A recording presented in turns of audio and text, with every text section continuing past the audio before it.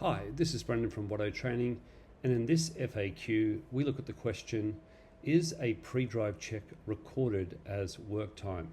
And this is in relation to the driver's work diary.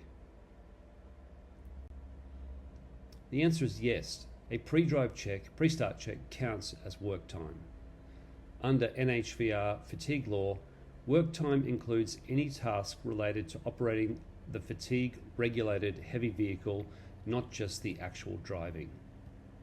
The NHVR specifically lists things like inspecting the vehicle, servicing, repair work, refueling, checking the load, and filling out the work diary as work time. Regulators also make it clear that your workday starts when you begin those duties. For example, doing a pre-start inspection and fueling before you even move the truck. So in practice, 5:30 a.m. pre-drive check equals work started at 5:30 a.m., not at 6 a.m. when you roll out the gate.